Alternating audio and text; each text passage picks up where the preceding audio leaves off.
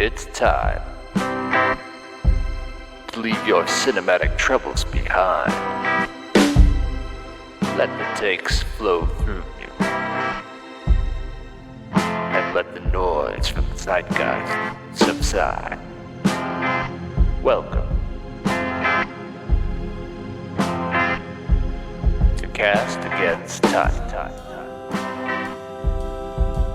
Welcome to Cast Against Type. I can't take you seriously. I am your host, Colin J. Dixon, and I am joined by also host Matthau Jankelstein Frankelstein. What is your middle name? I don't know what the J is. We've for. already been through here. No, you know my middle name. What's your middle name, though? What do you think it is? James. Ooh, why do I have a James quality about me? I don't know. Is it James? No, it's not. Jake. One more chance. This is radio death. John? Joseph Jingleheimer Schmidt. Wow. Okay. Well, already, folks, there's just an editing chore in my future. No, you know what? We're keeping it in. Yeah, we're keeping that in. Welcome to Cast Against Type. How you doing, Mr. Frank? I'm doing pretty good. How about yourself? You came in hot saying you had some rants, so I'm interested to hear what rants you got in your pocket. Don't air our laundry. Don't air our dirty This laundry. is where we air the laundry. I need a drink. Do it. You're wearing some cool shades right now. You know, let's talk about what we've been watching. You know what I just watched? I have it's the award times, the awarding times. The Oscar noms have already been foisted upon us, and screeners are going around, and I have access to some of these screeners. Wow. Some by way of union, and others by way of other people Piracy? that have access. No. In fact, I think if you pirate your screeners, that's really easy to track down. And you get a lot of trouble. No, I have access to some screeners, and I could have watched American Fiction. I could have watched your top film of the year. All of Us Strangers. All of the Strangers. There's a lot of options that I had in front of me, but you know what I chose instead? I chose to watch The Beekeeper. Wow. With Jason Statham. You loved it. You did. I can tell. No. Loved it. No. I'm not going to go that far. You enjoyed it more than you thought. I enjoyed that it was basically Streets of Rage, like the video game. Wow. Sega throwback. In a fucking, feature-length film. I'm not going to pretend that it was doing anything special. I mean, it's like the most derivative property that... David Ayer wanted his own John Wick. That's it. Was it David Ayer? I thought it was it's David Ayer. You know, because it's got the slick Suicide Squad sheen all over it. I mean, every other character that isn't Statham is just this colorful personality up the ass. Like, just so much... Just always on. Just completely always on. The only question I have with this film is, does he, at some point when he's in trouble with whoever he's combating in the movie, does he have a honing device that he clicks and then bees swarm at his enemy? We were hoping that there would be a moment a la The Dark Knight where, he would click a button and then the bees would swarm. Or that's a lost opportunity. It's absolutely a lost opportunity. But I'm not going to pretend that it's not also replete with a ton of just bee-related puns and lines. You know, how many times do they say honey in it? I don't know if they say honey a lot. I mean, he makes his own honey, so that comes up. But I will say that there's like a lot of you got to protect the hive. That kind of shit. Queen bee? Is there a Queen Bee reference? I'll be beating you. No, that kind of he stuff. does not say that. The buzz out on the street is you're dead. Stuff like that. And I love that shit. I mean, I love a big, stupid, crazy, fucking batshit bonkers thing that they're gonna do. If they're especially when it's earnest. So lay it on me. Wait, why did you choose to watch this over any? Because I heard it was insane, and I just wanted to see something completely insane. But here's when it comes to rants, here's why that's... I was going to say, I haven't watched any movies recently within the last time we recorded. It's mostly been shows, so I want to hear these rants. Because well, that's why it sprung to mind, is because the movie made what I would call a grave sin of invoking a modern parlance in its script. The main cop calls her partner, or actually the main partner of the main cop character calls his partner his work wife. Ew. Work wife. I thought it was going to be a womp womp. Yeah, I don't know. I don't know all the buttons. Again, we have to program these buttons. There it is. Work wife. Come on, man. Come on, David. Is work wife's like a... It's a like fucking buzzy, kitschy little like. Oh, you're my work. You're my. Do you know what chuggy means? Like, do you know the word chuggy? I know the word chuggy. That's like a chuggy thing, right? Is like work wife. That's like a. God, we are just thing. Aging the shit out of ourselves. We are. That's what the Gen Z would say. They call millennials chuggy. So we're like, oh, we're throwing it back at them. Yeah, we're throwing it. This'll back at get those them. Dumb millennials. Is it cringe? It's cringe. We're not gonna. Let's stop this exercise. You're the one wearing the hip glasses. Because I don't want you to see how bloodshot my eyes are from all the drinking I've been doing. You watch Beekeeper so many times that you just haven't gotten sleep. Let's move on. You know, I the last episode we talked about the OA, which is a show, and this is not a podcast about shows. Well, we didn't purposely do it. We saw a clip that was outrageous, and it happened to be from that show. Also, that's not a hard and fast rule. We prefer to, you know, I will say, you know, we do explore the world of pop culture occasionally. We try.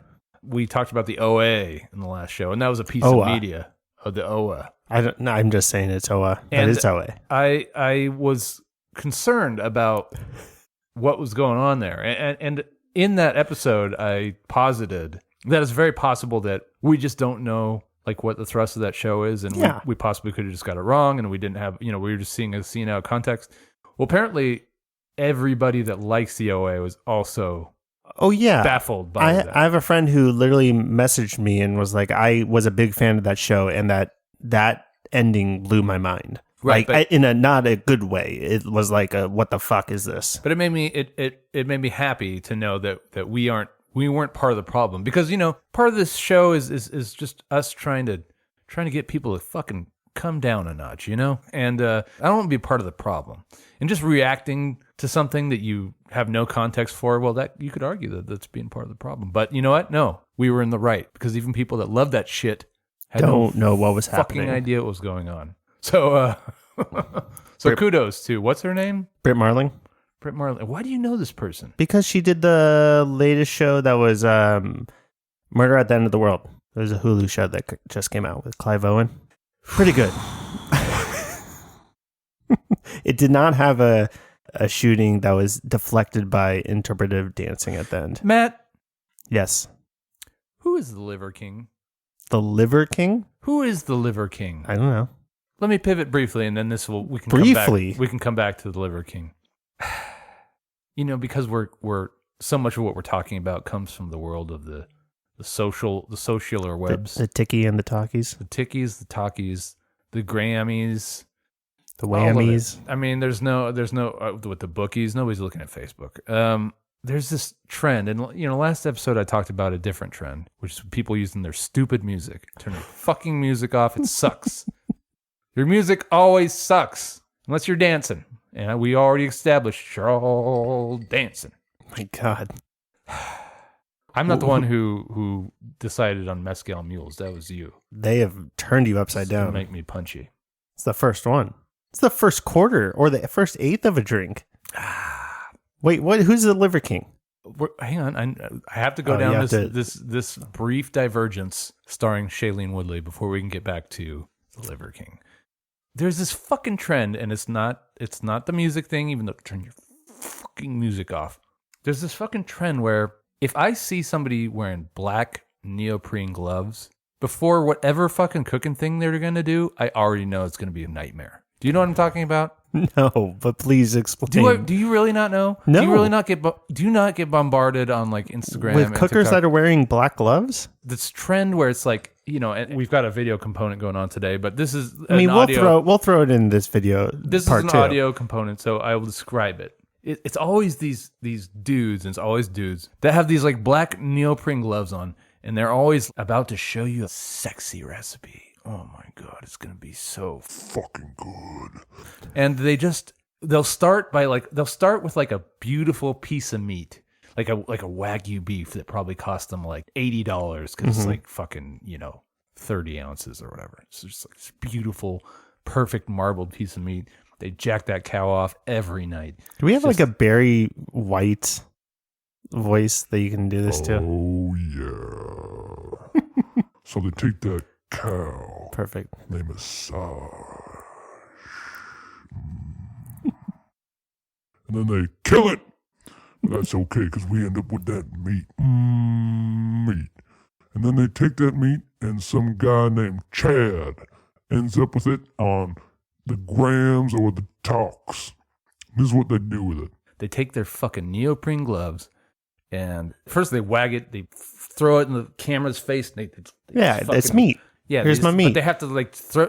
It's very invasive. Already, I'm triggered. Okay, And yet you still watch.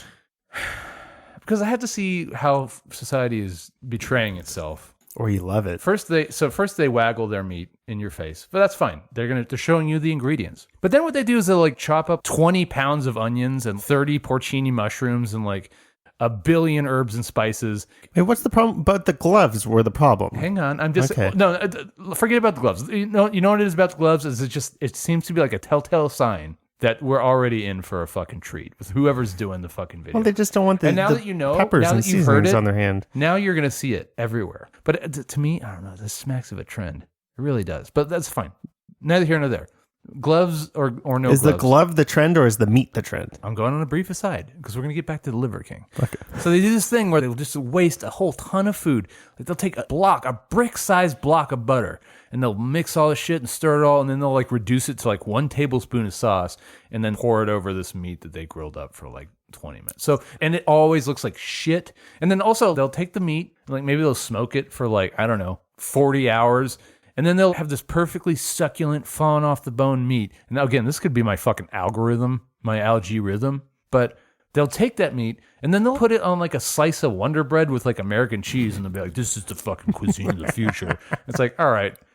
But for some reason, so it's very possible it's just my fucking algorithm. But I'm just getting fed this kind of shit. And like one thing that is, and this is like very much a thing for X, is that they're advertising this roided out hunk meat of a dude, and his whole thing is like he just takes his big horrible mitt and just rams it into like whatever meat he's eating. So like his whole thing is like, I'm a meat eater, fuck all So this, it's just meat on meat. fuck all them pussy vegetables.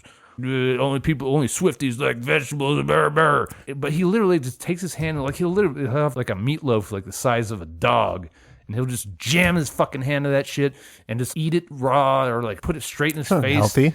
And his whole thing's like, well, whatever, are you fucking man or not? What is this? Who is this for? What are you It advertising? sounds like you watched like 2 of these videos through, and No, then no. it just This shit gets just rammed flooded. down my fucking throat. Well, yeah, and flooded your algorithm.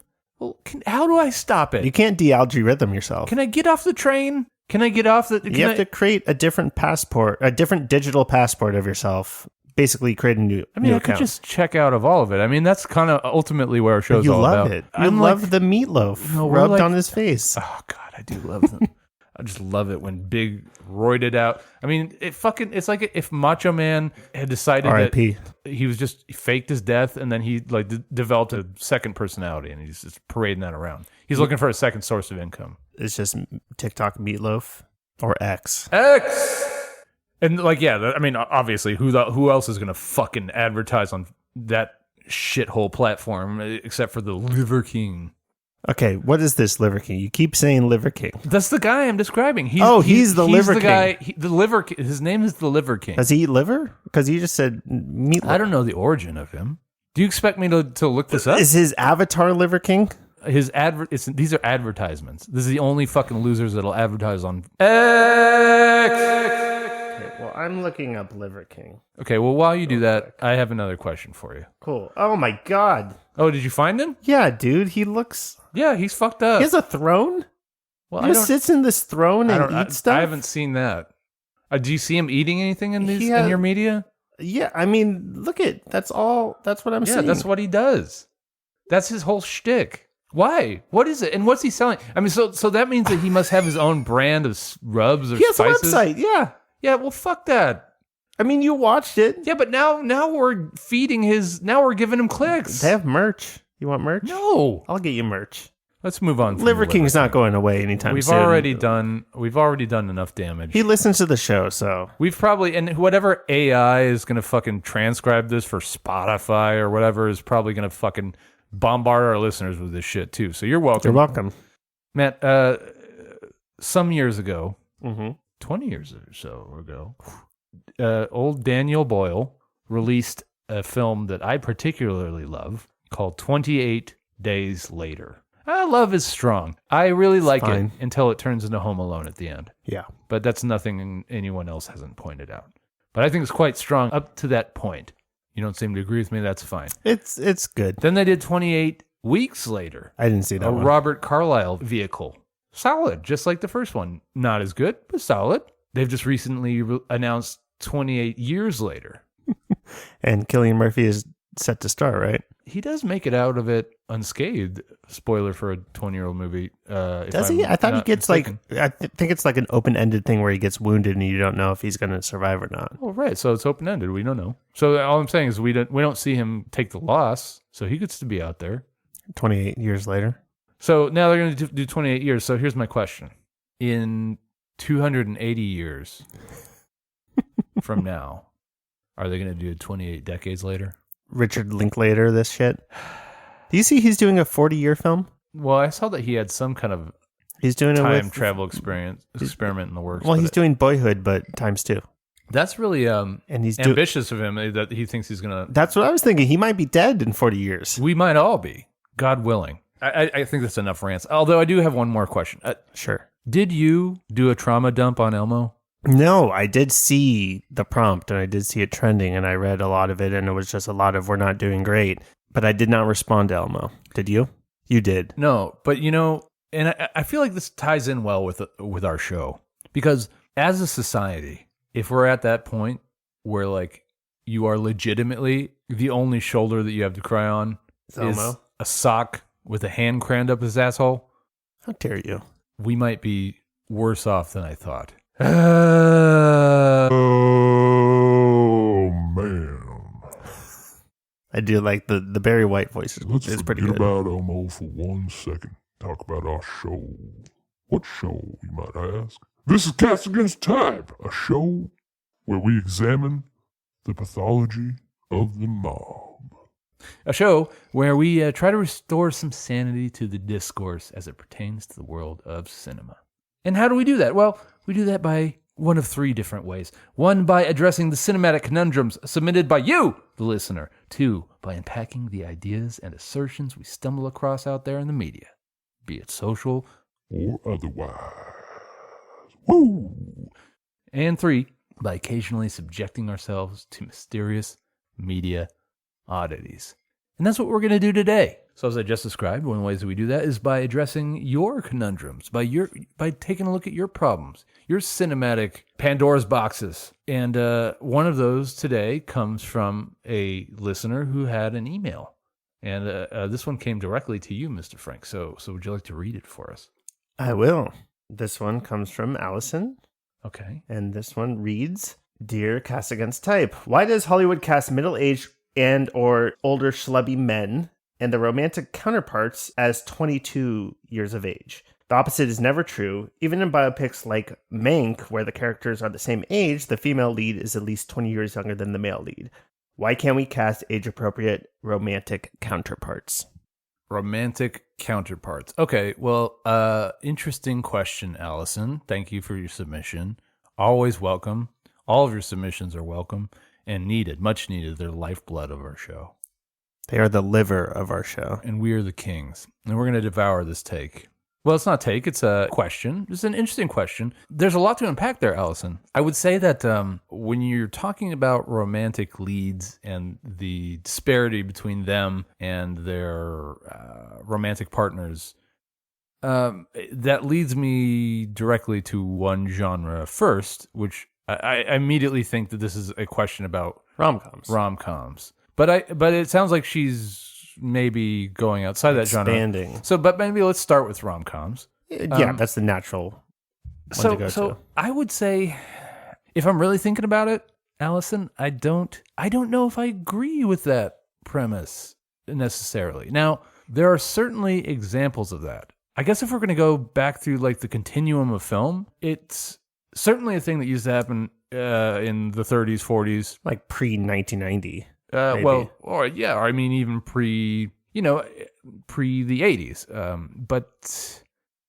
I would say somewhere around 1980, when you look at like the list of like romantic films, I mean, for the most part, it seems like there's, I would say within 5 or 6 years of each other, age difference. Well, where does your head go to when you think romantic comedies? Well, look, I mean, I think, honestly, it all starts with Woody Allen. And so that, if you're looking at that, that makes the case right there. Right. So with Woody Allen, but that's like if we look back at his material, as influential as it was, man, I mean, a lot of that is based on his own personal shit. And it seems like most of his work is derived on some version of him, whether it's internal or biographical. That is a big one, but I do think because he looms so large in the history that it's very possible that he's kind of like overwhelming your sensibilities when it comes to the rest of this. Because where does your mind go after Woody Allen?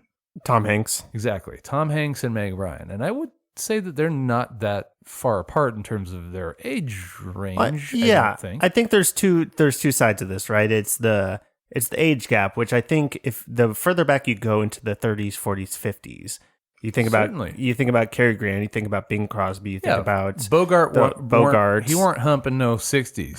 So you think about the disparity with that you're getting into the double digits there for sure. But then there's the schlubby part of it too, right?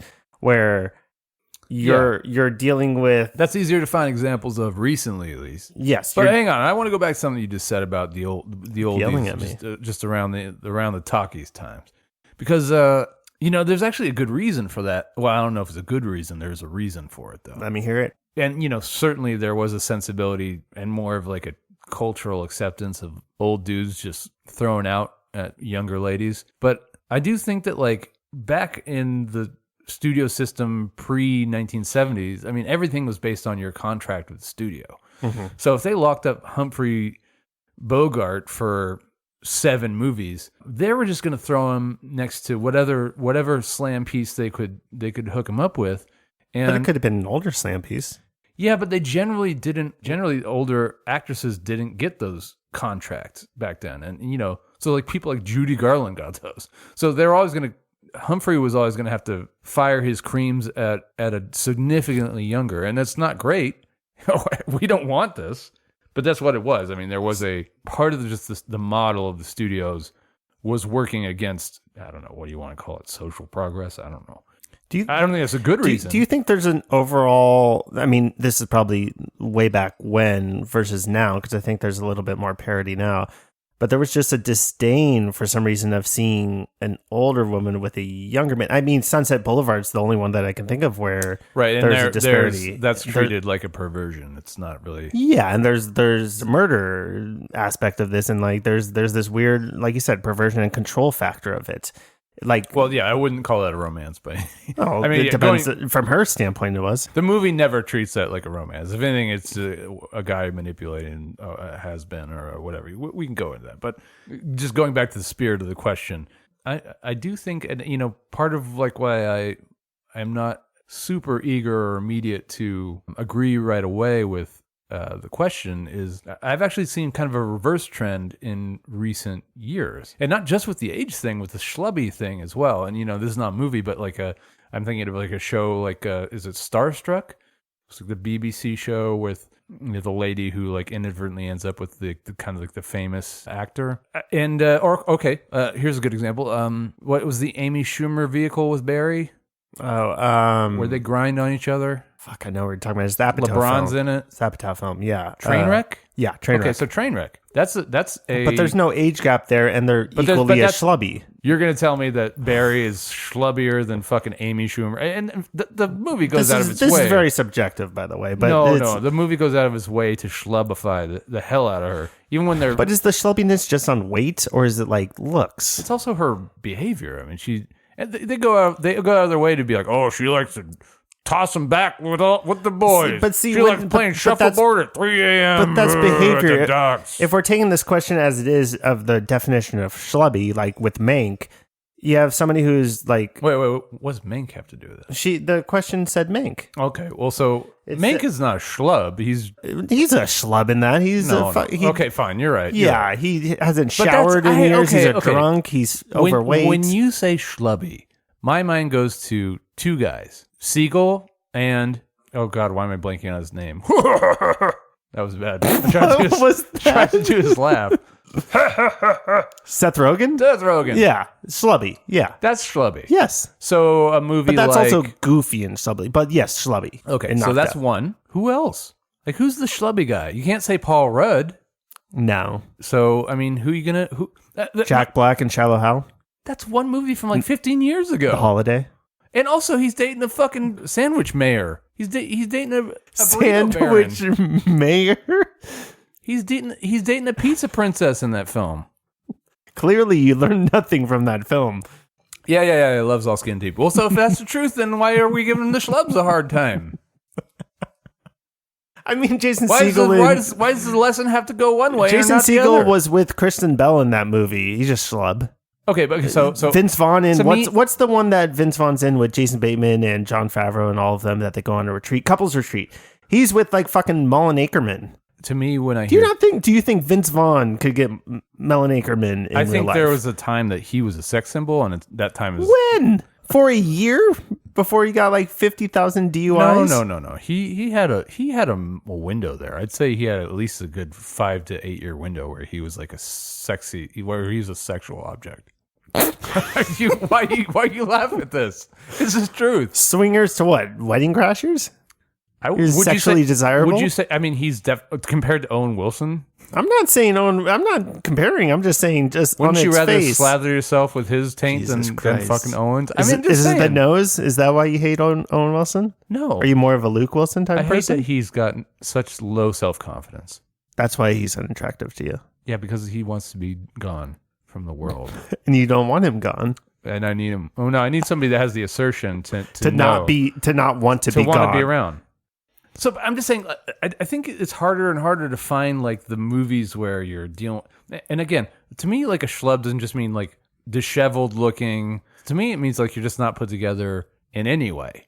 I feel like this happens a lot in TV, and maybe in some genres of TV, like especially maybe mafia stuff, where it's like this fat Italian dude that has like a really hot wife. That's way younger. Obviously, than them. there's one show that we can think of. Every show, I feel like every show that does a stereotypical like mafia. I mean, whatever show character. starring Jeff Garlin, sure, but you know, Yeah, that's true. I mean, Curb does that, yeah. So I will say this: I do see it a lot in like. You're right. I do think that that's a staple of like comedy King sitcoms. of Queens. Yeah, that kind of bullshit.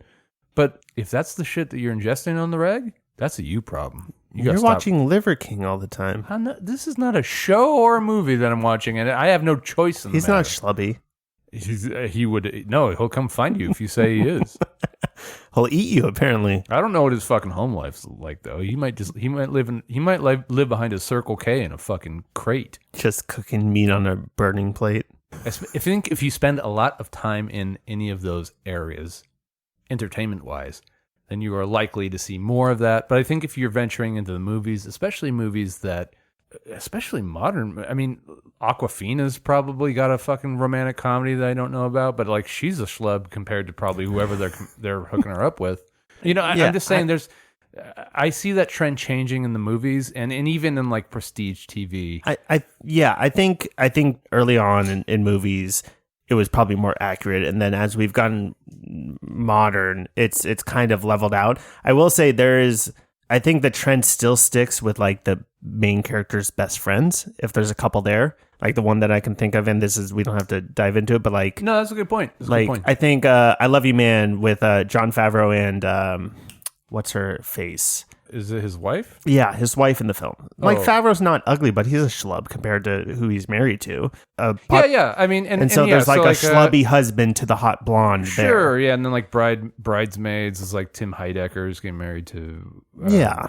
So, So are we really spending a lot of time with those characters? I mean, yeah, I mean, it's like It's like, a trend, but yes, we're not. The focus shouldn't be them, but it is still a trend. And if anything, if you wanted to dive deeper, it's like, why is that a trend? It doesn't need to be. You can cast anyone in them. You can cast two attractive people there. That's if the emphasis of the movie is on two like 20-something relatively within each other's hotness score. You know, I think that like you can forgive like one of them having the ugly friend. You know, and by the way, in that same vein, there's been plenty of terrible rom-coms that have like, well, I don't know, Rebel fucking Wilson or something as like the friend that's like with somebody she's probably like way overachieved. Like Judy Greer. Let's go like back to the 1990s.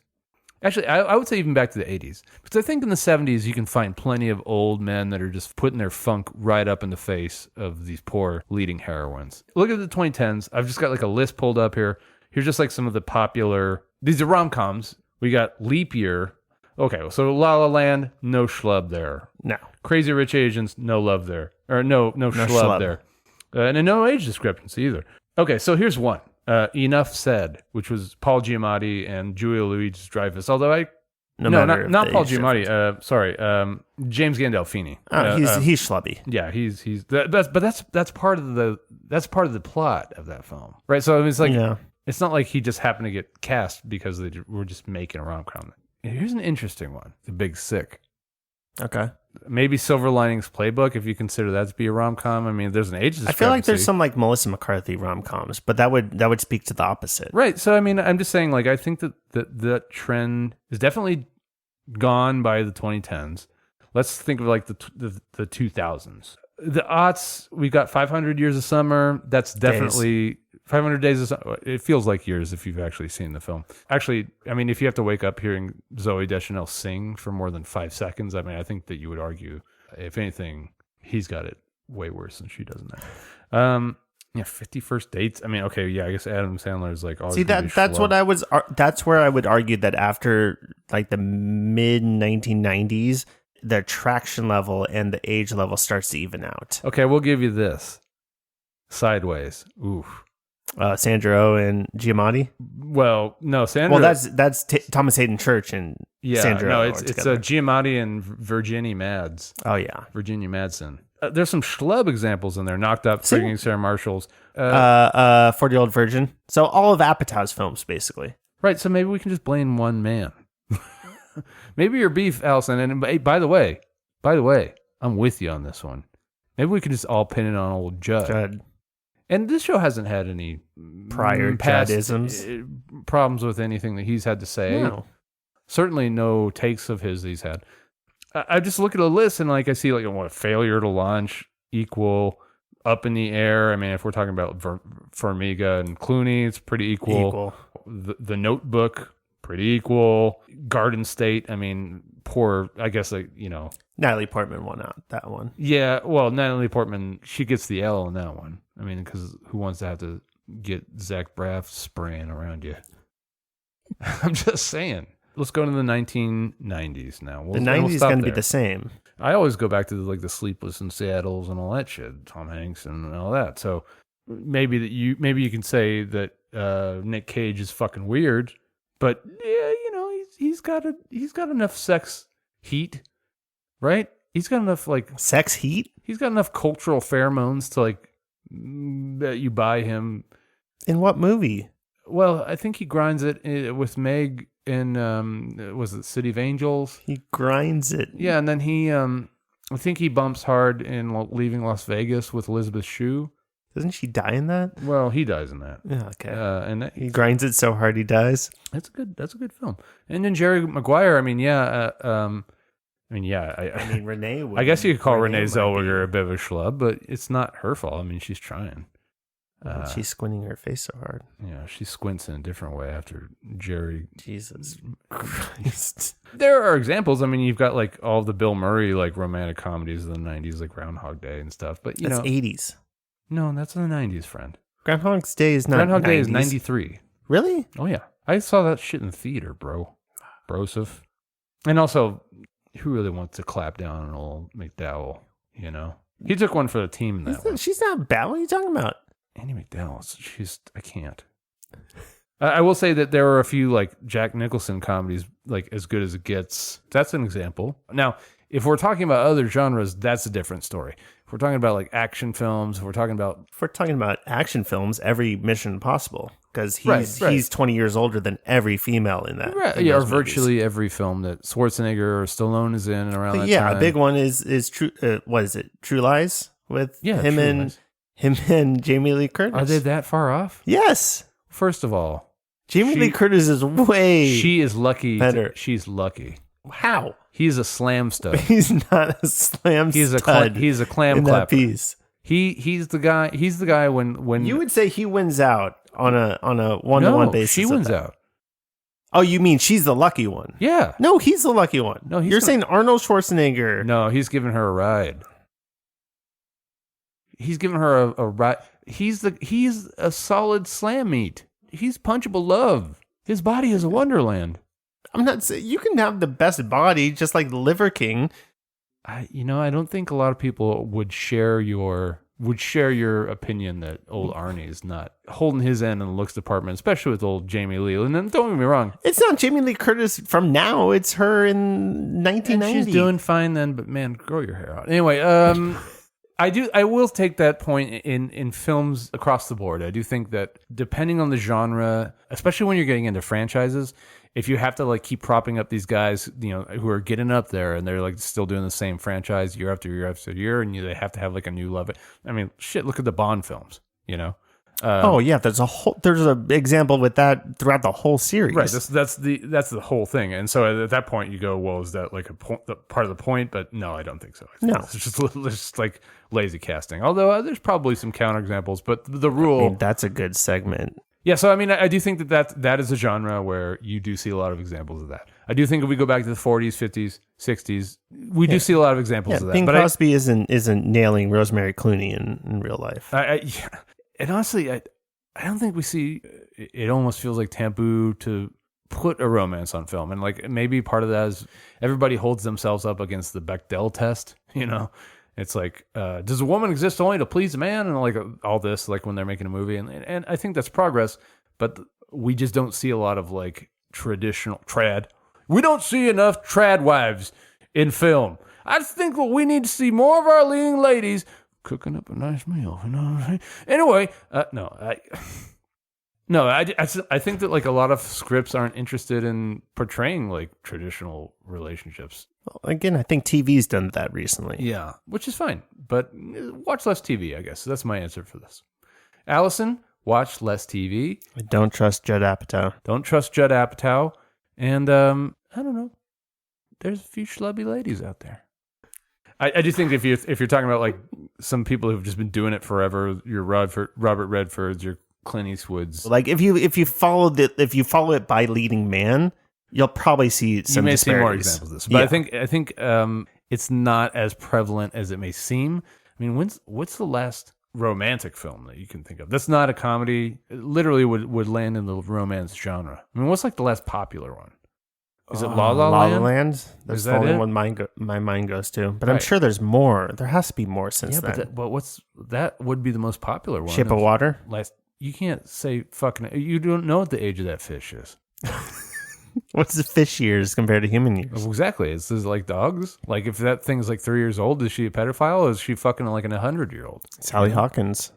Yeah. Who's the schlub in that one? Great the question. fish? Great question. The fish has to be. But he's got. I mean, he's. Sally he's Hawkins seems like she might smell like fish. Are you saying she's a slub just because she can't talk? I'm saying that she's a schlub in that movie because she's jilling it all over the place. Jesus She is. Christ. She does. I think love Sally Hawkins. I do. I really do. You are my everything. You light the world up with your face. You are the very definition of beauty, style, and grace. You are the trees in my forest. You're the stars in my sky. I'm gonna love you till the day I die. Unless you die first, then I guess I'd move on with my life. Sure, I'd be sad for a second, but then I'd want a new wife. But only 'cause you died first. And I promise I'd be so torn up. But as I think about this new woman, I get real horned up. Wow. So we've definitely solved that. Solved. Let's move on. One of the other ways that we try to restore some sanity to the things that we're stumbling out there across the cinematic universe, across the discourse, which is a phrase that everybody loves. Discourse. Is by examining what we stumble across out there in the world of social media. It doesn't have to just be social media. It can be news articles. It can be on some kind of TV appearance. As our first episode dictates, it could be pulled out of a podcast. In this case, it happens to come from an article. This subject is about dad movies. And actually, this is going to be a two-pronged topic because we're going to take two X's. That's what they're going to... Fuck that. They're fucking tweets. Okay? All right? The first tweet is of a news article. We will not name the rag that spewed this across rag. the universe, but we will address what it has to say. The headline is, Does Oppenheimer's award season domination herald a troubling return to Hollywood's macho, quote, dad movies, unquote, days? Does Oppenheimer's award season domination herald a troubling return to Hollywood's macho dad movie days? Well, there's a lot there. And I guess kind of what we're interested in addressing is the notion of dad movies in general. And where have they been? This article is asking in one way. Let's start with the elephant in the room. First of all, is the assertion that Oppenheimer is a macho dad movie. Not just any old dad movie, a macho dad movie. Macho. What do you think when you hear that Listen, take? I am very prepared for this dad movie conversation. You know why? No, lay it on me. Look at my shoes. Oh, he's wearing Brooks. No, those are Skechers. That's even more dad. Oh, man. I thought you were going to bust some Crocs out on me, but I was going to be like, well, that makes you Gen Z. I am very upset about how comfy these Skechers are. I was gifted them over the holidays, and they're very comfy. Look. There comes a point in your life where you just fucking transition to comfy Skechers. shoes. Look, I used to be a casual shoes guy. I still am. I'll sport a nice pair of wingtips every now and then. I want to look sexual. But, you know, the way that he laughs at that's what's so cutting. I can be casual and Don't do that. Yes, you are uniquely prepared to tackle the subject of dad movies. So, dad movie, Oppenheimer, no. Macho dad movie, no. It's neither. Why? Okay, so Why? So I guess we have to, if we want to dissect this, we have to talk about Why is this happening? We have to ask what entails a dad movie, right? Okay, we can start there. Let's ask each other what you would define as a dad movie. I don't Killer think soundtrack. Okay, hang on. Muscles, Wait, hang on. jets. Wow. Well, that's not a bad way to approach it. I don't know if you can define one per se. Well, okay, I think it's an easy definition. It's stuff that appeals to older men. That's ultimately what it comes down to. James Bond. It's a James Bond Right. film. So we were just talking about James Bond. James Bond is an interesting franchise because it can appeal both to the action audience, it can also even appeal to a younger audience, but by and large, that's where dads go to. Yeah, and so by me saying this, let's establish what a typical one is, and let's see what Oppenheimer has from That's that, fine. which And is actually, zero. So Bond. Yeah, Bond's a great example. But before we go into like the question about dad movies and where they may have been and why they might be quote unquote back, let's start with Oppenheimer. If there's anything that makes Oppenheimer a dad movie, what do you think it would be? Yeah, it's a hard question because it's not really a dad movie. War? Okay, that's a good place to start. But that's it. There's no I think if I'm going to be generous to this writer at all, which I have no reason to be, because frankly, this story comes from the New York Post of England, which I'm not going to give a name to, but essentially just they hired people fresh out of whatever their version of ITT Tech is. Let's read a little bit of this article. It may be Oppenheimer's race to lose after a compelling 5-win sweep of the Golden Globes on Sunday. Oppenheimer, so the argument goes, is a film for men. Well, who's making that argument? That's one thing that I would address. He is. This writer is, exactly. There's actually a very popular lady-centric rag Whenever we say journalists, it will be a rag. It's going to be a rag. Most people know what I mean when I say that. So this writer, and I don't mind bringing up this publication. I don't know if I subscribe to their beliefs or not. I've never read any other article but this one. But from the Mary Sue, somebody says, I'm begging everyone to stop acting like only men enjoy Oppenheimer. She says, another day, another publication acting like fan base for Oppenheimer only consists of men. When will society learn that Christopher Nolan is for the girls? This argument is exhausting. Recently, the conversation has returned yet again. Why? Because people really want to call it, quote unquote, dad movie for whatever reason. Nolan's work has often been labeled as for the boys. My question has always been, why? For as long as I can remember, Nolan's been my favorite director. So to constantly hear his work labeled as something for boys is frustrating. To see it published by reputable websites, beyond disappointing. Well, first of all, ma'am, I would not call this a reputable website, but she's got a point. Why do we give Nolan over to the boys?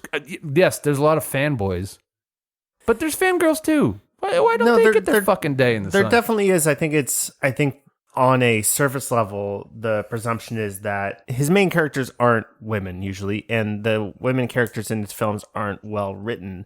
That doesn't mean that there's not a woman audience for his films, and I think that's just a presumption that people have with what he does. Is it possible that women? Now maybe it's not. Maybe it's not. We don't know any women, and if we did, we couldn't ask them. Nope. And this is a film podcast by men, the only film podcast by men, and especially the only one by white men. But if we knew any women, and we could ask them. I don't know any woman. I've never heard stories of any woman who's ever enjoyed, I don't know, a movie that's exciting or propulsive or whatever fucking adjective you want to use for Nolan's shit. I just have never met a woman that likes those qualities in a movie. I've never met a woman that likes a mystery or an action sequence. They've never been interested in war or our history of the country. Only dads. Only macho dads. Macho, that's right. Okay, so that's the other fucking thing I want to push back. What about Oppenheimer is macho? Does that mean we can't like Oppenheimer? Because we're not dads or macho. I am both of those things. I'm the world's daddy, and I'm the world's macho daddy. Man. My spurs go jingly, jangly, jingle that do. Jesus. Okay, Give me your drink. You're done. No. What are you drinking? The same thing you are. What is it? It's a mule. What were we drinking? Mezcal spicy margs. And whose idea was that? Mine. And that's your fault. This Sorry. is your fault. I'm not sorry. What makes Oppenheimer macho? I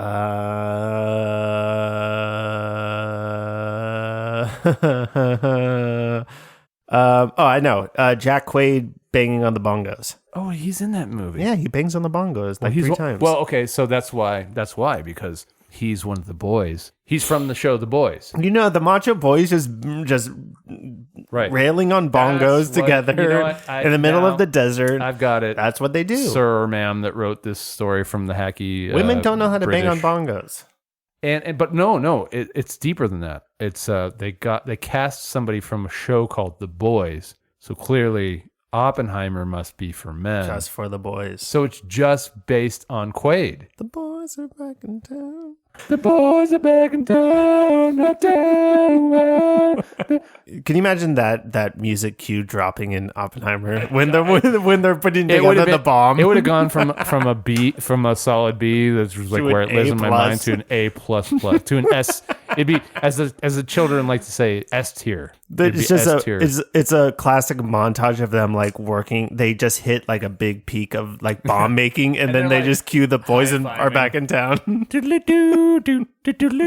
they're just And like, then it explodes right at the Yeah. at the end. Oh man, somebody needs to make a supercut of that. that's the macho version we're not getting. Yeah, And you know what, sir or ma'am at the blank at country with bad food and horrible teeth. I'm sorry. No, there's no argument that you can make that Oppenheimer is macho and or dad inherently. Now, it's definitely not macho. There are elements of it that can be dad. There's guys in suits. There's history. There's World War II. Big bomb. Explosion. Great. but there's only one female main character. Right. Okay, fine. But you could chalk that up to dad. But, honestly, like none of it will stand the test. But I'm sarcastic because the reason there's only one big main female character is because in that time, historically. If you went to and Los by Alamos, reference, is that the base? Los Alamos? Yeah. If you went to that fucking base, you would probably you probably would not see a lot of skirts unless you saw somebody behind a typewriter. Yeah. And that's not me saying that. That's not me going like, oh, women can't do it. And by the way, there are actually a lot of brilliant women scientists that worked on the atomic bomb. This is not a movie about them. Yeah. It's a movie about J. Robert Oppenheimer. Here's the thing. I don't know a lot of women that had the opportunity to serve as in officer positions in World War II. And that's like 90% of the ancillary characters. Yeah, so you're going to get on Band of Brothers for not having a lot of female characters? And like maybe that's where the dadness, maybe there is a divide that we don't understand where maybe future audiences will be perfectly fine with seeing Oppenheimer cast as a lady. That's fine. If there's a market for that stuff, I want it to thrive and do well. But if you're doing a historical biopic, and I'm not going to wade into like what is a woman, what is a man territory. J.K. Rowling can figure that out for all of us. She's got the best handling on that, right? She's the best. They made a movie about that person. Well, it's also like, I get if there's a macho dad out there that's like Saving Private Ryan or The Thin Red Line or Wind Talkers or whatnot. Thin Red Line's too fucking queer for me. But ain't my World War II. Or like, I don't know, fucking, what's the one with Michael J. Fox and Sean Penn? Either way, like these like Platoon, these war films that are like Platoon. Well, there's a different one. I'll figure it out later. Okay. But it's like, I get if you want to be like war. Are you talking about Wind Talkers? No, that's the Nick Cage one. Yeah. Oh God. But or like what's the Mel Gibson one? We Were Soldiers. Oh, like boy. Those are like dad war movies. But like now that is a dad movie. But like Oppenheimer's That's a dad-ass movie. a war movie, but it's not a war movie. It's like it has to do with a war. War is the background to a drama. It's an ethical, moral dilemma drama that surrounds a war within a country. I mean, look, we could go on and on. I think it's pretty easy to debunk that it's a macho movie. As macho as it gets, it's like him going, I believe we must build this thing. Casualties of War. That was a great impression. Well, I'm just saying, like that's as like deep as his machismo goes. Casualties of War. That was it. You're pulling some shit. Deep cuts. That's a deep cut that I haven't considered in a minute. Okay, so let's move on. I am going to make the not too controversial statement that dad movies, or is like what has been labeled as dad movies, have always been here, or things that like appeal to like older men that just want to shut their fucking brain off and like might be kind of basic, whatever. This is not casting aspersions on the fucking properties themselves. That shit has always been here, and it's never gone away. And like, so let's you and me just like spitball dad movies, some dad movies, and let's go back in time and let's prove the point. Let's prove our point. Part of what makes this assertion bunk is that this shit has always been around. So I'm going to start with one that just had a recent entry, The Equalizers. Those movies have been around for, I don't know, 15 years now. Yeah. So, and that is as dad as fucking dad gets. Cinderella Man. Well, you're any boxing film. Yeah. Okay. Hey, I'll go with you there. I mean, look, The Fighter might not necessarily be Rocky. Cinderella Man is like the quintessential dad movie. Yeah, I'll go there because you got to look at the star, you got to look at who wrote it, who directed it, and you got to look at the fucking... Oh, dude, Ron Howard is just dad movie. Oh, yeah, great point.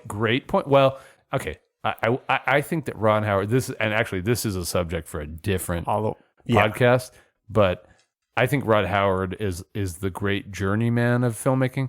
I don't think he's a very good filmmaker. I just think he's just like the guy. He's like your backup catcher. He's the backup catcher of directors, and you just need a solid guy who's just going to get the job done. And like that's what Ron Howard is. Anyway, but maybe that's why Dad liked him. But Apollo 13, another Ron Howard one. Oh no, he's definitely the king of dad movies.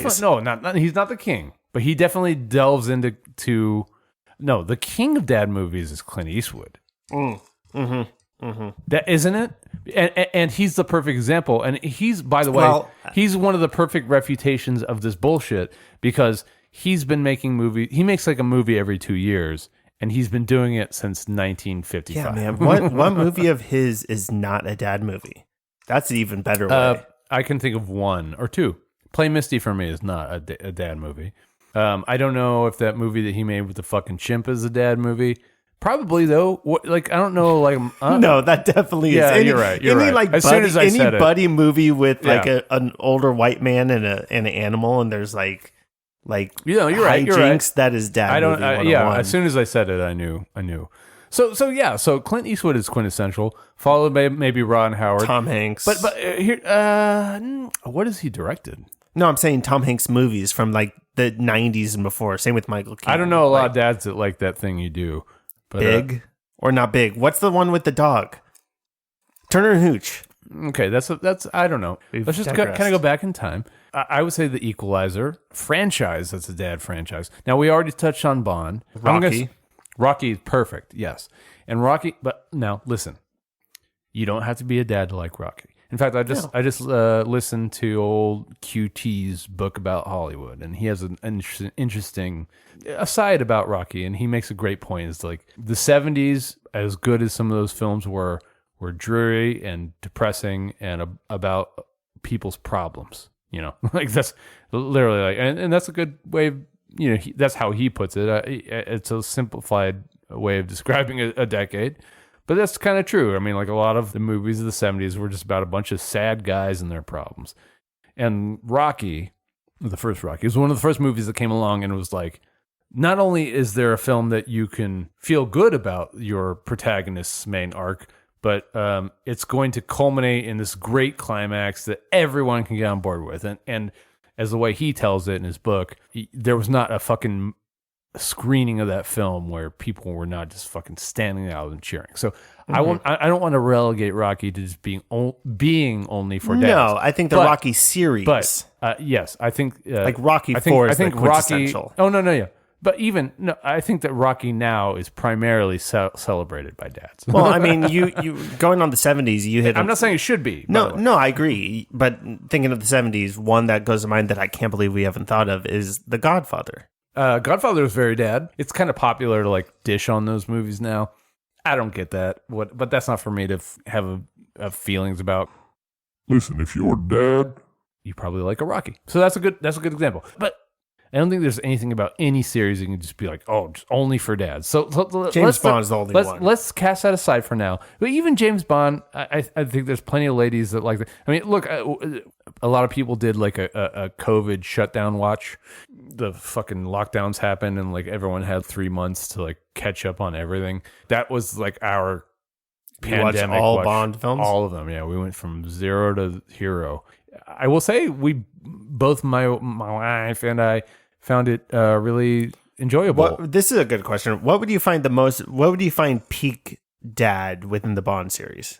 Which Bond would quantify as the peak dad? Probably Connery. See, I think Roger Moore.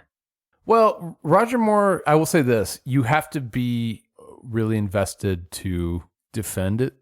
Because it's so goofy. It's so goofy. Exactly. That's why I think it's such a dad. Oh, and those are like the movie, those are like the Bond movies that had like Joe Don Baker in them and shit. I mean, like, yeah, there's definitely like, there's still like the Bond gets the woman, but it's also like goofy stunts and like stuff, and it's like, oh, dads love that shit. I mean, I guess it depends. My dad might be also like drastically older than yours. I speak as someone who loves the Roger Moore ones, and that's also an interesting point. I mean, this is also generational. Like, I'm sure that like my dad's. I'm sure if like we were to ask our dads what their dad's movie were, they would be like, "Oh, On Golden Pond," or American like, Graffiti. They'd be like, "Oh, my dad loved, I don't know, His Girl Friday," or like Maltese Falcon would be like the fucking dad movie, you know. Anyway, I'm just saying. Well, seriously though. So like, look, if your dad's fucking 80, then his dad would be 115 by now, and he just loved Trip to the Moon. That was his dad movie. So part of this is generational. Are there like mainstays of like what makes a dad movie? No. Here's the thing, a few things we can throw out. I think naval stuff, old historical naval stuff will always be dad. It's like Master and Commander, even though I think that's some like my top 10 movies. You love that movie. I absolutely love it. It's a Ron Howard movie, isn't it? No, Who did that one? I'm trying to think who did that one. That's Peter Weir.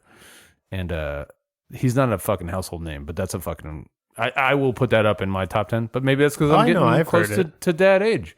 But I'm not going to deny naval warfare, old spies, World War II, World War II. Well, boxing, most of the time. Racing, like Rush.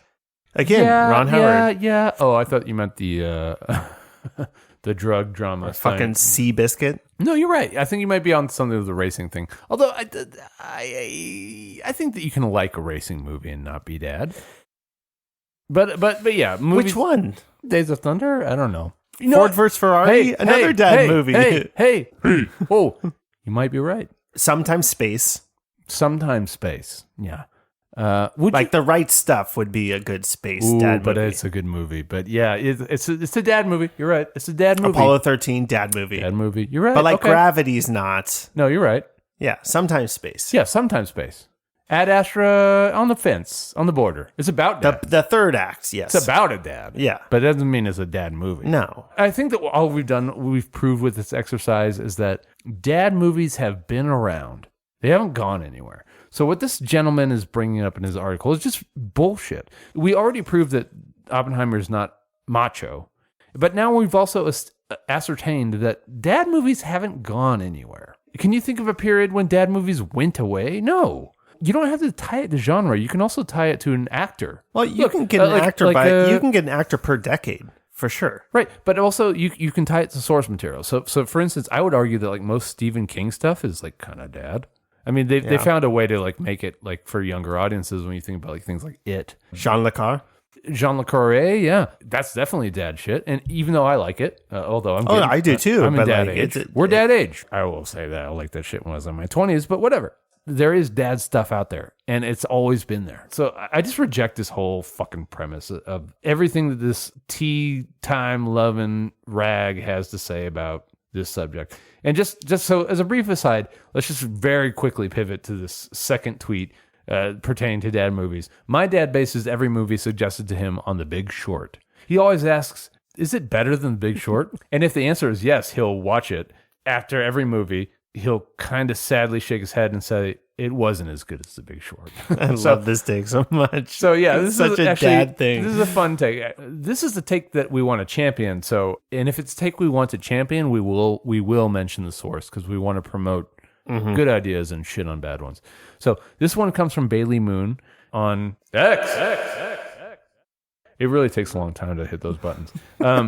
Why this tweet is so great is because it really strikes home. Every dad does this. Every dad. And by the way, oh man, I just thought of a movie that dads love. Listener, if you have the potential, even if you're not a dad, if you've never been, by the way, I think it's great if you don't ever want to be one. Frankly, we support that. But even if you have the potential to be, even if you're dad material in some way or another, this is definitely a thing that will happen to you. It's like standing in front of the TV but not sitting down. Did your dad do that where they just stand in front of the TV and watch? No, because he was robbed of passion early in his life. But yes, people that value the simple joys in life, yes, that is a mainstay of dadism. But yeah, I mean, this was my dad's thing. It was that was Bond. There are better spy movie franchise. This is not controversial to say. They're way better spy action franchises that are out now, and some of them are perfectly made for dads, like the Bourne movies. That's some dad ass movie making there. But I guarantee you, the Mission Impossible ones. Well, I think Mission Impossible still has a vitality and an energy to it that relates it to younger people, but I will not say that it's not also for dads. All I'm saying is it always just comes back to fucking those movies. So for me, that was his. What's your dad shit? Indiana Jones. Oh, but Indiana Jones is good. But it's such a dad thing. Yeah. And I love Indiana Jones, but it is. No, you might be right. I can't. That's a movie that a dad, I can see a dad being is it better than Indiana Jones, the first one? Here's a good question, no, though. It's not. Is your dad defending the new shit? No. Okay, I don't think anybody's defending that new shit. Oh, I'll defend it. But here's you defended latest Indiana Jones? I thought it was fine. I enjoyed it a lot. Fine is different than defending it I enjoyed the first it a lot. one. I thought it was quite fun. What about the fourth one? I'm not saying Crystal Balls is worth defending. But this last one had we're not James Mangold. We're not. Speaking of, is like a big dad director. Oof.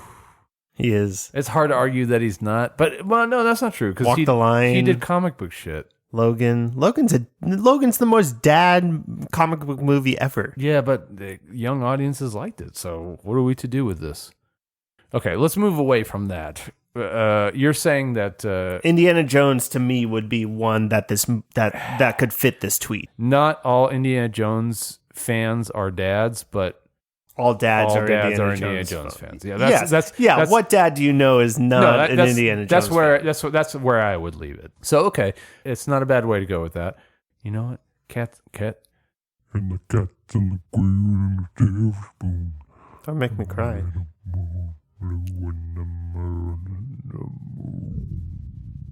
Yeah, I do think that if you're not steadfast in staving off reverting into a dad mentality, it can be very easy to just go like, I like what I like when you get to a certain age and just kind of like shut everything else off. And I'm not gonna say I don't understand that. Like I'm that way with fucking music right now, and I'm like trying to do my best to like combat that. And it's hard, right? Yeah, you like what you like. You eventually you just go like, I don't know, I don't understand. I'm tired of searching. And you know what? I want to end this on just like our last segment. I want to end this on a Jerry's note. Let's do it. I think that you don't have to succumb to the tyranny of the dad mentality. I think that you can always grow and continue to discover new things and things that you love. But at the end of the day, it's also okay to revert back to some of those old mainstays that you just know in your heart of hearts are. It's okay to be a dad. Just for you. But it's also okay not to be a dad. Yeah.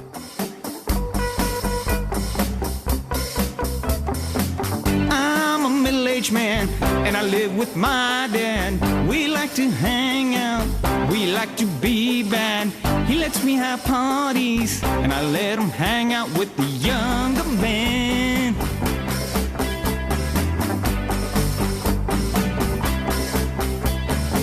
Since our women left us, we were forced to live alone. We rented an apartment, only one bedroom. So we sleep together with a pillow in the middle. I like my daddy, we kiss goodnight, night.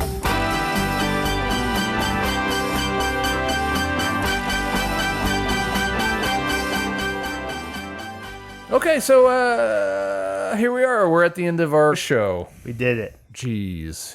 Louise. Really, the last thing we have to do is the third point in our bullet list of shit that we do. Just exploring a random media oddity that we find out there in the world.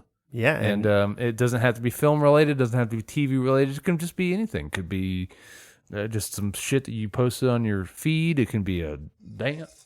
I'm doing a dance. You can hear my mule jiggling. I'm doing a dance. Matt looks so disappointed in me right now. Take those off. Take those off. No, I like them. Take them off. I like them. They were mine first. I was the original. You don't want them anymore. I was the original Lolita. Okay, let's see what you got. So this one comes from Master Frank. I've had this one locked in for a while, and the message is very now off mic. Heartening, friendly, and it's very positive. And I just thought it would be good to share with you. Okay, heartening, friendly, positive. So we're gonna play this through, and then we'll revisit it. Let's just play it, and then let's hear it, because the audience isn't going to see it. We're going to hear it. Here we go. Cue us up. Okay, so it's a basketball game. Okay, Gets the rebound. There's some real hooping going on. This man has got the ball in his court. He's going up for a dunk. Oh shit! Okay. Oh, there's a pass. Oh, it's out of bounds. Out of bounds. Timeout. Ooh, one coach is super pissed. Players, they're huddling up. I touched it. I touched the ball before it went out, coach. Come on, Alex. The ref did not call that. You gotta be kidding me, Alex. It's the championship game. Talk to him, coach. I touched it. It's their ball. Yep. What? Don't foul them when they inbound. Team on 3. 1, 2, 3. Let's go on, Alex. Oh, Alex just got shoulder checked. Alex. Do it right. Sportsmanship. Pass it on. Oh, it's the sportsmanship. Oh, values.com. They found it. Wow. So he is sacrificing their win. Okay. Yeah, tell me what you saw. Hang on. Yeah, because this is a video I've seen, but God, it's been a while. We're both basketball fans here. Yes. I'm not quite sure I have a complete grasp of what's going on there because so there's a blue and white team, and there's an out of bounds ball. So no, wait, hang on. There's a blue and white team. One of them makes a fabulous dunk. Fabulous. Yeah, it's not going to win the dunk contest. Like a 5 to 6. He's he doesn't slam it home with authority, but it's enough to send a message. Yes. Okay, but fine. Then on a pass you would think that the red team would be passing the ball, but right? The other team is, and so it goes out of bounds. I didn't see any contact now, but it was up for interpretation of who hit it out of bounds. Okay. Well, I didn't. So it's just so much going on in this. But there's some controversy as to where the ball sailed out of bounds. Yeah, who hit it last? And the refs, as they often do, get it wrong. And the only person, this is my interpretation, I could be wrong. The only person that has a clear window on. Or maybe not. Maybe the whole team is complicit. But the only person with a clear window and a moral virtue to actually call it as they see it is that same man. I don't know if we'd call him man. Child. Young man that made that dunk. And he has the temerity, at least as far as his teammates are concerned, to bring it up to the coach. Now, here's one thing I didn't see the coach do, is approach the refs. So why did it get overturned? No, the at the end, the player who says I touched it goes up to the ref and says, "Hey, I touched the ball last." I see. Before that, there's a lot of grousing, a lot of hand wringing. His teammates the team's there hate him. And like, is this fucking state championship? And even so, the scouts know what you're capable of, Braden. Okay, they know what you can do already at this point. So nothing you've got in your fucking bag of tricks is gonna impress anybody. So it's okay for your friend to be morally virtuous for once in his fucking life. Okay? The reason why I love this clip so much is that as somebody, like anybody who is competitive, anybody who has played a game or a sport, is there any scenario at all where you're gonna call that shit? You're gonna win the game. Absolutely not. And you're like, you can be the most virtuous. You can be fucking. You can Tim Tebow it up to the high heavens. And at the end of the day, your fucking affiliations with all your bullshit faith and beliefs and bullshit and virtue, it's going to go right out the door because you know what? I guarantee it's going to be way more fun to have that fucking celebration party at the end of the fucking win. It's also, at the end of the dub, you're going to be fucking way happier. It's also a terrible situation to preach sportsmanship because, like, let's say this worked and this scenario happens in real life and somebody does the exact same thing. His teammates are not going to be like, good job. They're going to fucking kill you. We're getting ahead of ourselves. Now we need to do, okay, now this is going to be hard to do. Let's go back through this and now we can kind of take it piecemeal. Frame by frame. All right. So I'm going to start back over. Here we go. It starts real aggressive. Okay. So right now there's not much to stop on. There's a basketball game happening. So the white team's going to score. The white team's going to score. Nice dunk. All right. Let's stop at the dunk. How would you grade the dunk? 3. I'd say 2. He had an open lane. He brought it home with 2 hands. That's it. No one was around, and he could have done something special, and he did it 2-handed. Knowing that he had such an open fucking lane, I would say it's like a 1.5 because he could have really put some flourish on it. I didn't see the score also. Well, fair enough. So we don't know. So if they were 1 under and he had to get a quick dunk, that's true. That's true. We don't know. We don't know what's on the line. So okay. But there's a dunk was just made. Let's keep going. All right. Okay. Fans are going wild. Okay. Inbound pass. 2 red player. Maybe a hand got in there from the Bears. Well, Bears is the white team. Well, by the I way. think the next shot is going to be where the hands. Okay. So conflict. the Bears. No. Right there. Okay. Yeah. So nobody touched the ball. Nobody touched it. So it was off. So it was off the red team. Real easy call to make. Even if you're not a sports person, I'm just going to say this right now. Real easy call. Oh, so this is a deep cut potentially. Okay. Real easy. Okay. So let's keep going. Okay. Okay, I want to stop right there because he calls him blue. I want to stop right there. In fact, I might want to just go back a little bit. I just want to highlight some of the spectacular acting that's happening with the coaches. And we'll post this video in the comments.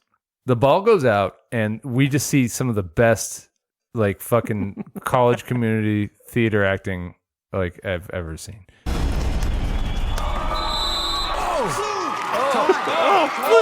Okay, great, and just like a split 2-second, 3 shots.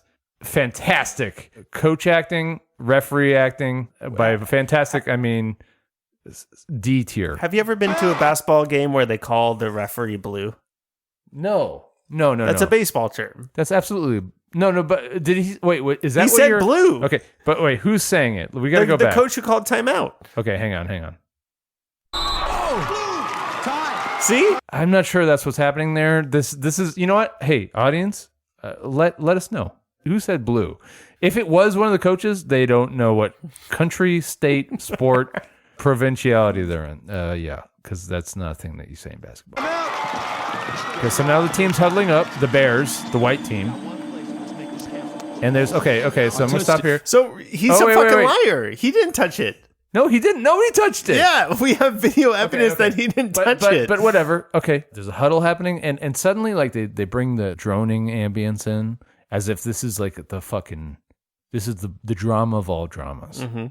And honestly, this is some fucking routine ass shit. Okay. Yeah. This is like some shit. Even if you were like the most virtuous person on any sports team, you're just gonna go, well, maybe they saw something I didn't. Yeah, exactly. Or if you know you touched it, you're not going to be like, I touched it. You're just going to be like, have you never played sports? But you know what? This isn't about that, Matt. This is about something deeper. Okay, so I touched it. He touched it. He admits it. He admits it. Even though we have video evidence. We have video evidence. He never touched it. So he might have some kind of like a weird nerve. He's betting on the games. Well, he might have like that's true. I didn't consider that angle. He's I was going to say points. he might have like a nervous disease, like a nerve ending disease. Or like a phantom limb a narcissism syndrome. that he wants to be a part of everything. Right. Yeah, he might have been Kobeing it up. So, but okay. He admits to his coach that he touched it, and we don't know what the score is. You know what? Honestly, I'm going to say it's like 80-40 Reds. I'm going to say the fucking Reds are like up by like 30 points, so none of this fucking matters. The Bears versus the Reds. Coach. Come on, Alex. The ref did not call that. You gotta be kidding me, Alex. Team is It's pissed. the championship game. Oh my god! Okay, That guy with the towel is the best part. Come on, Alex. This man. Look, I don't. It's not nobody's. It's nobody's lot in life to know how rosacea is going to destroy their high school career. But I will just say, if Edward James Olmos had a mirror to look back on his childhood, he would probably set this film on fire, because this is the most acne-ridden man I've ever seen. And it's okay to make fun of him, because, at least in the context of this video, because he's one of the bad guys who's saying, skirt the rules, Alex. Fuck the rules. But you know what? Alex is a fucking solid. But he lied. He lied. No, but he believes he has a cold. And you know what? we're gonna side with Alex. Okay, so here we go. I don't stand with Alex. I don't actually either. Alex, it's the championship game. Talk to him, coach. I touched it. It's their ball. Okay, what is this music? Why? I thought you were gonna say something about it. Why is Journey? No, it's not Journey. It's Train? Like, it's fucking like it's like a bad Van Halen cover band. Don't foul them when they inbound. Okay. Yeah. Don't foul them when they inbound. So is this like the fucking Bad News Bears of fucking basketball? Like, what are these? If what this is is this the team? championship and the athletic director is like, what the fuck did I hear you guys say? You were up and you didn't foul because you had some righteous things? Honestly, if I'm this coach, I just bench Alex. But okay. Team on three. 1, 2, 3. Team on three. Let's go on, Alex. Ooh, now, so Alex gets shoulder checked hard. And the team's pissed. Yeah, okay, I have a question for this after we finish. No, continue. No. It's going to be an encapsulating Okay, so the team's one. pissed. They're giving him fucking flack. Alex is never going to be loved again. He's definitely not going to make it to state. Yeah, I mean his teammates they're kind of right. But okay. So Alex apologizes to his coach as he walks off back onto the court, even though no one has told the refs yet. And I don't know if we even see that. It happens. But then, so he apologizes, and this is what coach has to say. Good call. Sportsmanship. Pass it on. Okay. See? Okay, but here's my other thing. Even if he did go and tell the refs, wouldn't they just go like, no, we called it how we called it? Yeah, he's not going to change his mind. So it's an open-ended ending. Has Alex ever played basketball before? Is this his first day ever playing basketball? You mean it within this world or in the this actor? world? Okay. Because he doesn't know how basketball works. No. Like even in Little League, if they were like, you're out, and I was like, actually, you know what? I did make contact with the ball. They're gonna go, no, you're out. I'm like, fuck out of here. Okay, kid. or the other way. Or the other way. Let's say I foul a ball off and I go, no, actually, you know what? I didn't make contact with that ball. They're going to go, no, we called it out. We called it. Yeah, it's not like you have overruling like factors. Well, also, okay, so my question, and you kind of answered this, is let's take this as canon and truth. What happens to Alex after this game? Ostracized. Doesn't get invited to the party. Also, doesn't go to prom. Doesn't get a prom date. No, never gets laid again. Doesn't. In fact, if anything, doesn't get invited to any parties. You know what? You know what I believe happens to Alex? He goes full churchy. He just goes full into Christ. He just like goes full teens encounter Think his Christ. family likes him? Do you think the whole town shifts on him? Oh yeah, because I bet this is like in Indiana It's or like somewhere, Texas. where it's like this is big deal, like a big deal. What happens to the coach? He gets fired, right? No. Coach gets the blame it on Alex, or he leaks a story to the local press that Alex was to blame. Yeah, well, yeah, he gets to say Alex was putting himself on a moral high ground that none of us, he didn't see it. He'll say that Alex sustained an injury in practice and was concussed. It was just his concussion protocol. Didn't take just place. His teammates towel whipping him in the locker. Yeah, well, which they will proceed to do as long as he's on the team for the rest of his Did he ever career. get towel whipped? No. Well, I mean, if that guy snap a towel at me. That's what I mean. Like, you roll it up. He tried to be a sportsman and practice sportsmanship. He got blanket partied like in Full Metal Jacket for the rest of his career. Never went to prom. No. At the end here, as the Van Halen cover band is coming to its crescendo, we've got a values.com. So I just want to go and see if values.com is still up. Is still up, because I'm willing to bet. Okay, we're going to take a bet live on air right now. I'm going to say that it's definitely the down. foundation for a better life. Okay. Wait, if this video is still on the web, I'm not looking at the screen right now. If this video is still on the website, I will take a shot. I'm not saying there's not going to be a website at values.com. It's too valuable or property. But I bet it's not the same. I bet it has nothing to do with sportsmanship. All right, I am saying, hold on. I'm saying if this video is still highlighted on said website, I will take a shot live right now. Okay. All right, here we go. Values.com. Oh, oh my God. No, it's not. I might have been right. No. Okay. Okay. When you enter, I don't want to take a shot. When you enter values.com, I might have been right. This might be totally adjacent to Christ, because it changes to passiton.com. And I can't even, now what am I seeing here? Oh my God. We might have found the future of all of our videos for the segment. Perfect. Oh my God. What if it's the story of Eric and it's just his journey after he ratted out his basketball team? There's such a wealth of... Is Kirk Cameron part of it? It's a PS... Oh my God. Matt, this might be the rest of the show for the rest of time. It's a PSA website.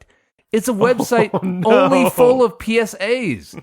This is incredible. We don't have to find... We don't have to source these ever again. We're just going to do this website over and over. Because Perfect. They've got one about being around for your child, one about loyalty, gratitude. Oh, there's one called 3-pointer. Oh, boy. Guys, I cannot wait to dive into the world of values.com. Our new sponsor. I will do it non-ironically. I will give them the full diligence that they feel they deserve. We may have tapped into a resource that frankly can't be emulated anywhere else. And by anywhere else, I mean any show other than Cast Against Type at gmail.com. You can also reach us at Cast Against Type on Instagrams, Cast Against Type on the Tickings and the Talkings. You can find our podcast anywhere that podcasts are found at that name. Please, if you can, give a rate and subscribe. I never thought I'd be one of these guys who's like, give a fucking thumbs up. But you know what? That's the world currency now. If you can, thumbs up, subscribe and like our shit. However you like it. We're on Spotify. That's Apples. We're on the Spotifys and the Apples. Please look us up. And please consider submitting some queries of your own. If there's something that's bugging you about the world of cinema, if you've heard one too many goddamn cover songs in your trailers, let us know. Whatever it is, we're open to entertaining all possibilities, but we want to hear from you. I think all I can say is, as we go out, is I touched it. And I'm not talking about the ball. I'm not talking about the ball. Bye, everybody. You suck, Eric.